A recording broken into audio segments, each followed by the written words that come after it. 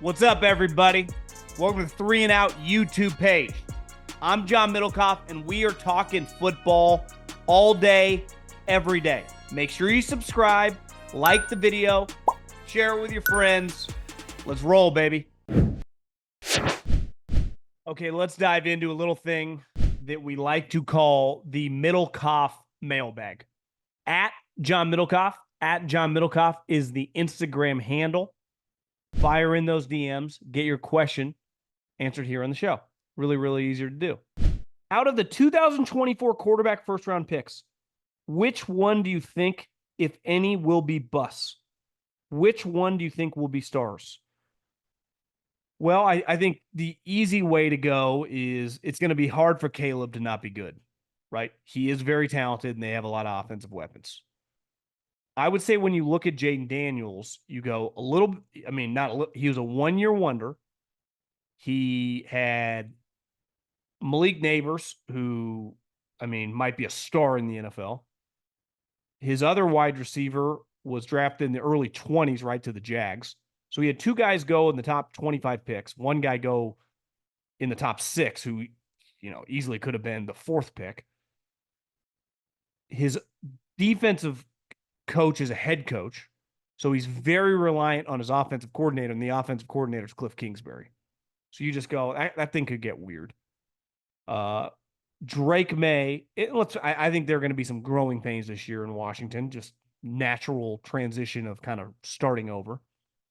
Obviously, Drake May would be an easy guy to pick to just fail. The organization, defensive head coach who's only been coaching for 3 or 4 years, not much talent on the roster. The offensive line could be awful. Like that could just be a very, very rough couple years. And for every Alex Smith who can be really shitty, and then all of a sudden resurrect his career, most guys get just wiped out and just turn into a backup. Penix, I mean, it's just a bizarre situation, right? How long does he sit? When does he actually play? Does he end up starting for the Falcons, or is he on another team one day? Who knows? Obviously, Bo Nix having Sean Payton is a huge, huge advantage. And J.J. McCarthy having Kevin O'Connell is a huge, huge advantage. I think beside like the ultra-talented guys, where you just go, it's going to be hard for this guy to fail. And like we've already discussed the Bears roster for a team drafting number 1. I mean, they didn't even have the number 1 pick, but the way they ended up having it, obviously, it's a unique situation because of the trade. I think you just try to bet if you go, I like the offensive play caller, who's also the head coach. You just bet on that and you bet against the defensive coaches. I think if you just follow that formula, you'd be right a lot more than you're wrong. John, stick to your gut and don't do the big bet on the Chargers to make the playoffs at plus 110 or whatever it is. You will regret it if it doesn't hit. If Herbert gets injured, the bet is dead. If you're going to go to do some future bets, it has to be high odds. I won the Bucs plus 850 to win the division last year. And they are plus 325 this year. Obviously, the Falcons can win it, but the real odds are much better than the implied odds of them winning it. If you want lower odds, the Bills are plus 165 to win the division, a much better bet than the Chargers. Well, the Chargers, part of it is my admiration for old Jim Harbaugh. I love the Bills. And I looked before I read that question. 2 bets that I like a lot are over 10.5 wins for the Bills, plus 130. So if you bet $5,000, you'd win 11.5. For them to win the division on DraftKings, promo code John, it's actually plus 180. So if I bet $5,000 on them to win the AFC East, which they have done a lot, I think 4 straight years. I think the Patriots in 2018, when they played the Chiefs, had won the division 10 straight years. So we've seen in this division one team with the best quarterback dominate it. Plus 180. If I bet $5,000 on that, it would pay $14K. You're right. I mean, there are some risk involved with Jim Harbaugh. in the sense of the roster, but I just believe in what I've seen out of the guy. But you could argue the Bills, a little bit of a safer bet. I want to do larger bets on something I feel good about. Chargers definitely has some risk in it. I think the Bills, a lot lower risk. But when you use the example of if Herbert goes down, well, I could say the same thing for Josh Allen. You could say the same thing if you took the Ravens to win the division and Lamar goes down, obviously last year with the Bengals. So you just got to keep your fingers crossed with a star quarterback. You know, if Patrick Mahomes went down, are the Chiefs winning that division? I don't think they would with Carson Wentz. Question for the mailbag. I agree with you about Tua not deserving to be paid like the rest of the top quarterbacks in the league. He definitely is not on that level. However, you said that if Tua was to hit the open market, there wouldn't be teams bidding against them. Maybe not a lot of teams, but definitely a few. I personally think teams like Seattle would be a great spot for Tua. It would get him out of the AFC and back to the West Coast. He would have to go to he wouldn't have to go to snowy road playoff games as often. And I think the cast of characters that Seattle has on offense, it would be exciting. We've seen Tua be able to get the ball to playmakers, something I think Geno can lack. You've said that Dak can get hot and go on a run, and the Cowboys could have a chance at the Super Bowl. Why couldn't Tua? Well, I think Dak's is a better player. I've seen Dak in high leverage games against good teams in November and December and play well. I saw him play awesome outside against the Eagles late in the season last year.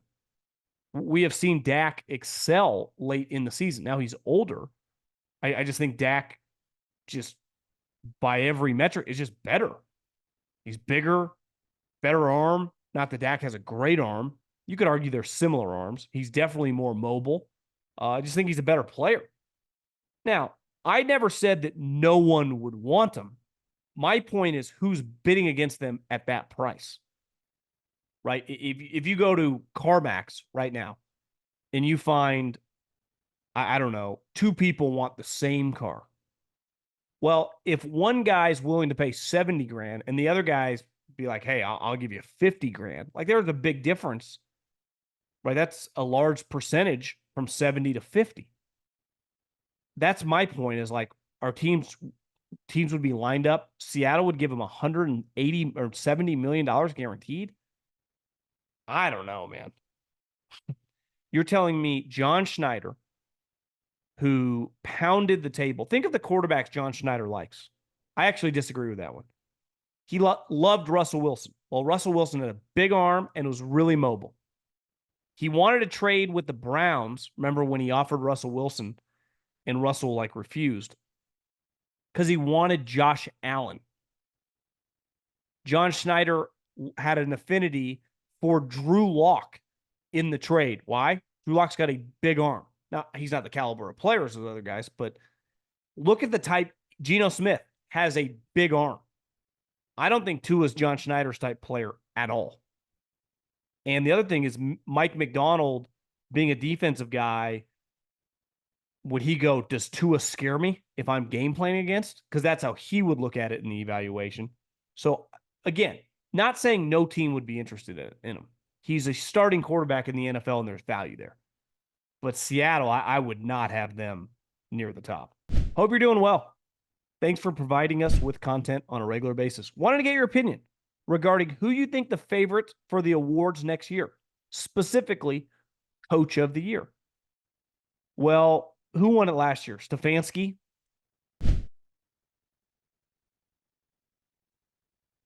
Coach of the Year can be a little bit of a challenge because it's either a team that you think is going to suck that then is good, Daboll a couple years ago, or a team like the Browns who made the playoffs with Joe Flacco.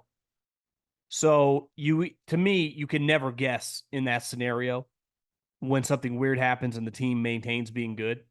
Like if Josh Allen missed 2 months and the Bills still won 11 games, McDermott would get it.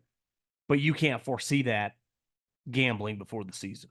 So I would argue your best bet would be to pick a team who no one thinks going to be that good, like the Saints. What if the Saints won 12 games this year? I'm not saying they will. I'm just giving a hypothetical. Like Dennis Allen would have a pretty good chance.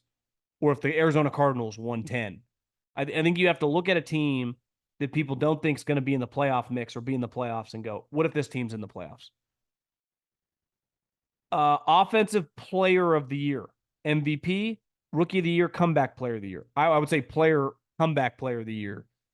If Rodgers is solid, he's going to get it. Tearing his Achilles, like to me, it's got him written all over it, even more than Joe Burrow. Because Rodgers missed the entire, played 3 or 4 or 5 snaps, whatever it was. The other ones, it's the MVP. Your best bet is typically a quarterback, right? So Mahomes, Lamar, or Josh Allen probably be the safest bets. Maybe Jalen Hurts. They're pretty loaded on offense if he were to throw 35 touchdowns. Or account for 40, maybe throw 30, run for another 10. In order, I think Dave Canales. I don't think the Panthers are going to win enough games for him to get the award. For Canales to get it, I think they would have to win probably. I think it's hard for a coach. I'd have to look at the recent winners. But if you went 8-9, which would be an unreal season for the Panthers, I don't think you can win it at 8-9, even though he would be worthy of it. But I think they're more likely to win like 6 games. Justin Jefferson, player of the year. Herbert, MVP. Nix, rookie of the year. Don't hate it. I think Caleb has a pretty good chance as well. And Darnold is a sleeper. I think it's going to be very, very difficult for Rodgers not to win it if he plays 17 games. But I like where your head's at. Not playing best ball at DraftKings? You're missing out. Here's what you need to know. DraftKings Best Ball Millionaire Contest is their biggest fantasy contest ever. We're talking 15 million guaranteed prize pool with 2 millionaires being crowned for the first and second place. If you're set it and forget it type, then Best Ball is for you. No waiver wires, no roster management, bigger roster so injuries won't end your season. Only the draft and that's it. You're set for the year. 15 million prize pool. Still not convinced? Check this out.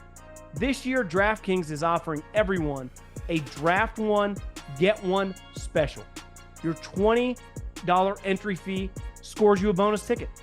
Get in on all the best ball action. Download the DraftKings app and use the code JOHN. That's code JOHN for all customers who enter the NFL Best Ball 15 Millionaire contest to get a bonus ticket and get a shot at being crowned one of the 2 millionaires only on DraftKings. Pickleball is the CrossFit of sports. I've never played pickleball in my life. And I mentioned this on the podcast the other day. My natural inclination is just to talk a little shit. It's just my natural inclination. Clearly people like it. It's an enjoyable activity. I'll say this about CrossFit. I had never done CrossFit in my life until I moved to Arizona. And I started going to this place because a couple buddies had recommended it to me.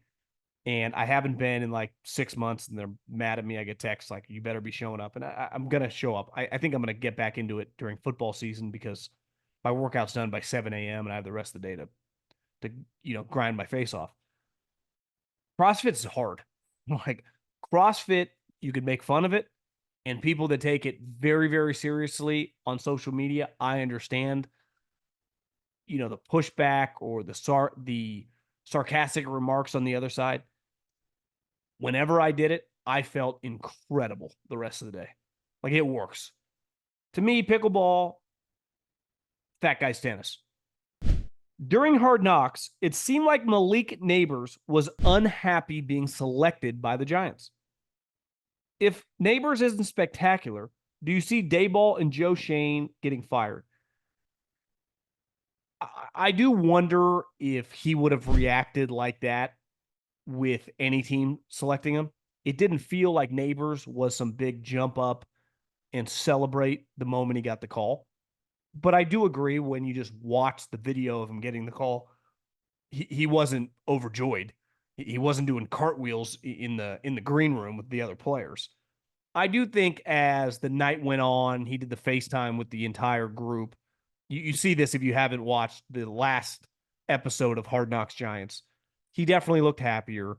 I think he'll be fine. I mean, he's an excellent prospect. I mean, he's an elite player. Like that's a good pick. The last episode, and I've said this, the Hard Knocks was fantastic. When it was announced they were doing it, I'm sure like most people thought like I'm not watching this stupid. I thought that's one of the better NFL programming by HBO I've ever seen. I think their problem is going to be I've said this over and over like they actually have some solid players on the roster and their defense could be pretty good. But we saw them with somewhat of a similar situation a couple years ago. They were very, very dependent on Saquon. Now, in theory, their O line should be better, and you should be able to manipulate the running back spot. But like this isn't an opinion. This is just based on watching the owner. If this team goes 6 or 7 wins, even if they show some progress, one, that'll clearly Daniel Jones won't be good enough, which I think we already acknowledge. And two, you go, well, did the Eagles just win 11 games and Saquon had 1,200 yards and 15 touchdowns rushing and catching? It's going to look pretty bad. And that's not a fan take. That's not a podcaster take. That's literally what the owner said. I don't think I'll be able to sleep at night with Saquon on the Eagles. And now the dude's on the Eagles. So I think the Giants are going to be a fascinating story. Like I said, Daboll looks great. Physically looks fantastic. Props to him for losing all the LBs. Looks like he's lost 50 pounds. Looks fantastic. He's calling the plays too. So anytime you do the shift play caller, like they yanked it away from Kafka, he took it. There's no one to point the finger at. Like you got rid of Wink. You're calling the plays now. No one's expecting you to win 11 games. But like, I would say anything less than 8, people just start questioning what's going on here. Listening to your recent take on Purdy and his expected big payday next year, I have to disagree with you a little. I think the Niners can drive a hard bargain with him. While Purdy is a great player, he is not elite. How many NFL teams would pay top dollar for Purdy, which would greatly impact their salary cap when they do not have an offensive system like San Francisco? Purdy is great because of the tools at his disposal. He would be foolish to think he can be the highest paid player. I never say he's going to be the highest paid player. I say he's going to get a lot of money. That might look like Tua or Jordan Love. But if you're sitting in Purdy's shoes, you go, wait, I'm throwing 30 touchdowns a year. I'm helping us win playoff games. Tua can't dream of winning a playoff game. How am I not going to get more than him? Because we just had this argument with Tua. Like, who are they bidding against? Well, these NFL teams, they just pay him. And the difference is, I think the Dolphins were kind of stuck. Kyle Shanahan loves Brock Purdy. Loves Brock Purdy. Do I think he should get Joe Burrow money? Of course not. But he's going to end up getting a lot. It's just a fact. Now, how they build that, how they structure it, I'm no cap guru, but he's not getting the Daniel Jones contract. And he doesn't deserve it. Like, he's better than Tua. He's better than Tua. He just outplayed Jordan Love in the second half of a playoff game. That who knows? What if the Packers win that thing and they're in the fucking Super Bowl?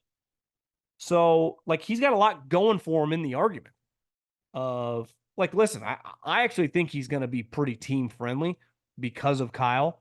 A little like a way lesser version of how Mahomes worked his contract, but he's going to get a lot of money. And because of what he produces for them, he deserves it. Like they gave Jimmy Garoppolo a lot of money once upon a time. And until Jimmy completely lost his confidence, you watch the receiver show. I was watching it last night. You don't want to watch it late at night because it's hard to turn off. And Devontae is like flipping out and pissed off. Don't totally blame him. Though, like, I do understand the comment. It's not about winning or losing. It's about greatness. Like that one had to rub some people the wrong way internally. Clearly, they had like a knockdown, drag out meeting with the team. I'm a Devontae guy, but Jimmy Garoppolo, the version we see now is like a shot fighter. If golf, this would be the yips. Anyone that's watched the Simone Biles Netflix documentary, it'd be the twisties in gymnastics. I'd never heard of twisties. I guess that's when you get a mental block. And like when she bowed out of the Olympics a couple years ago, she just like her mind and her body weren't on the same page, which has happened to any human in any sport. You lose your confidence. It happens to me in golf all the time. Differences of in golf, like, okay, I'm just going to hit this ball out of bounds, whatever. In gymnastics, if you get the twisties, like you could land on your head and break your neck and die. Like I watched that, I was like, damn, this is pretty crazy. Twisties or no yips, you're just like, yeah, I'm just not going to score well. Twisties, it's like I could get seriously injured, and it's crazy. But Jimmy definitely has the version of gymnastics twisties because it was watching the slow motion highlights. I mean, I watched some of those games live last year. Like this is a joke. What is the balls weren't even remotely close. Guys wide open, airmailing. It was bad. Love the top 5 stadium vibes. I'm a Bears fan, but I have to say Lambeau is incredible. Also, 4 of the 5 are in the Midwest. No coastal elites. I mean, Philly, when they're good, is pretty awesome. Obviously, New England for 20 years was pretty special. A lot of people firing in. You clearly haven't been to Ford Field. Well, Ford Field was kind of irrelevant for 30 years. You guys are on a heater now. I think that's pretty high. I don't know if you would consider Detroit coastal elitist, but New York definitely not. SoFi definitely not. San Francisco definitely not. Seattle has a claim when they're good. I really think it has less to do with the area and more to do with the venue. One thing they all had in common, or most of them, Minnesota was an outlier, was the old decrepit stadiums because Candlestick was elite. The Coliseum, when the Raiders were there, if they were decent, was awesome. It has to do with like there's nothing else to do. No one wants to eat these shitty hot dogs because they're terrible. There's the concourse, you can't even move. It's all about football. And there's something special about that. The Bills have that. The Chiefs have that. Cleveland has that. Lambeau clearly has that. But Lambeau also, like I said, they really benefit. Like they have been awesome since 1993 or 4. I mean, 30 plus years they've been good. Obviously, they've had bad seasons, but for the most part, for 30 plus years, people just pick them to make the playoffs. Even use the Chiefs as an example. Before Andy got there, they were a disaster. When Andy got the job, they had the number 1 overall pick. Do you think Seattle can build a future with Sam Howell, or drafting the future is a better move? I think I saw on the old X channel, as my mother calls it, that he's been all over the map in training camp. So again, that's just a tweet that I saw that he's been very inaccurate. I would say probably not. I would be stunned, but hell, crazier things have happened. I'm not saying he's going to be this, but Kurt Warner was bagging groceries, and now he's in the Hall of Fame with a couple MVPs and a Super Bowl. So you just never know. I would doubt it though. I would doubt it working out. I'm a longtime Steelers fan, and I'm tired of winning 9 to 10 games every single season. But our coach and toughness of the organization and style of our plays do not let us have a bad year to get a new quarterback. I also think Russ and Fields are not the answer. If you were the GM of the Steelers, what would you do? Side note, why do you think Big Ben is not mentioned with the greats? He had 2 Super Bowls and was a gunslinger in his prime. I think the media doesn't really like him. I think that's part of it. I think the media doesn't like him. I think that's a huge reason. I think he's just not well liked. But Big Ben in his prime was as good as it got. Like he had like a 3 or 4 year stretch in his mid to late 20s, maybe even early 30s, where it was like this is elite. This guy can go toe to toe with anybody. I don't think there's much you can do right now if you're the GM. I think you just let this season play out. And if you win 8 games, let's say, I think you would have to entertain, like, is this a year we trade a couple first round picks and move up and draft a quarterback? Because, I mean, both those guys' contracts are over. So Russell Wilson and Justin Fields, which is good if it goes bad, they're not under contract. I don't know. There's nothing you can do today. I think one thing you do this offseason, and I know John Schneider did this a couple years ago, is you do the full court press on evaluating the quarterbacks. Your meetings and discussions with your scouts in Latrobe because they're all there for the first couple weeks, is every single scout on our college scout sees every quarterback that we have drafted in the top 100 live. You have to see a quarterback. You could argue if you have a quarterback that is draftable in your area, you must see him live. Obviously, you go to practice, you scout him. You have to go to a game live. And I would have my national scout, my in-house like director of player personnel. After about September, that we get a gauge of like who the top 6, 7 quarterbacks are in this class. He tries to get out and see all those guys. So I would go full court press. It doesn't mean it's going to lead to one of those guys, but my effort on evaluating this class would be, it couldn't be any stronger. We're putting full court press. Doesn't mean we're not evaluating all the other players.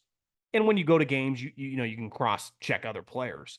But our effort on these quarterbacks is all in. All of our chips, middle of the table in our evaluation process this fall. So when the season ends, whether we're good or bad, I mean, like you said, you're never going to be bad. But whether we win 8-9 and now we finally miss the playoffs for the first time and we're drafting 17th, maybe this is the year we go from 17th to 6th. And we trade a first, a second, and another first and a player or something. We get aggressive because we got to be in position and we got to feel good about the class, right? So by the time the combine and everything, we know these guys so well that would be my task to my crew. And I want constant updates when you go into these schools, any information you're hearing, like we're following these guys. We couldn't follow them any closer. Longtime San Diego native and Charger fan. Do you think the Chargers can make the playoffs? Also considering Harbaugh is going to be the coach for some years now, how do you think the ceiling is? How high do you think the ceiling is for the Chargers? But last but not least, considering the so-called weak wide receiver room, do you think Brendan Rice could potentially make the team and become a constant target for Herbert? I think he's got the potential to be a smaller DK Metcalf. One thing DK had or has is elite speed. You know, if you were scouting a baseball player, he'd be plus, plus, plus. Like, it doesn't get any better. His top end straight line speed might not be Tyreek Hill, but it's better than basically everybody else. And Brendan Rice is not that. Can Brendan Rice make your team? 100%. I'm waffling now. One of the DMers in my head a little bit, and I was on Gottlieb's show yesterday, and he's a Charger guy, and he thought I was a little crazy. Their back end of their corners, a little bit of a question mark. Linebacking group, not great. Their D linemen have a long history of getting injured. The wide receiver core gives me less anxiety because I've seen Harbaugh be very successful with a good offensive line, a good quarterback, and run the ball. And when you can do that, average wide receivers get open. Defensively, how good are they going to be? And I always just lean back. His defenses are always good. They're always good. He hires Minter, who came with him from Michigan, who was in Baltimore, who was like basically Mike McDonald. Mike McDonald also did the same thing Minter did. Went to Jim, came back to John. This guy did the same thing. Went to John, went to Jim, now stay with Jim. So he like cross-pollinates all these guys. Greg Roman starts with Jim, goes to John, back with Jim. Like, all these coaches have been successful. So I wouldn't bet my life savings on it. But like I said, I don't think it's a bad bet picking the Chargers to make the playoffs. Why can't they be the Pittsburgh Steelers of 2024? 9-10 wins, be the 7th seed. I'm not saying they're going to win 13 games here. But could they go 9-8 or 10-7 and be the 7th seed? I think that is a very, very real possibility. Very real. Wouldn't shock me at all.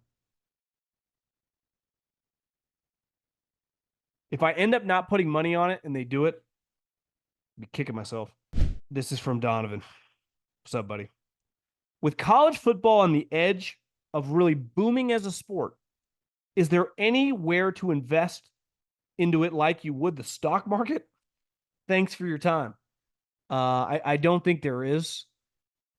I guess you can invest in the networks, corporations that broadcast the games, but there's so much other stuff under the umbrella. Not stock market advice, would not recommend doing that. Colin is adamant that these venture capitalists are going to get involved with college football if it ever goes kind of separates from the NCAA.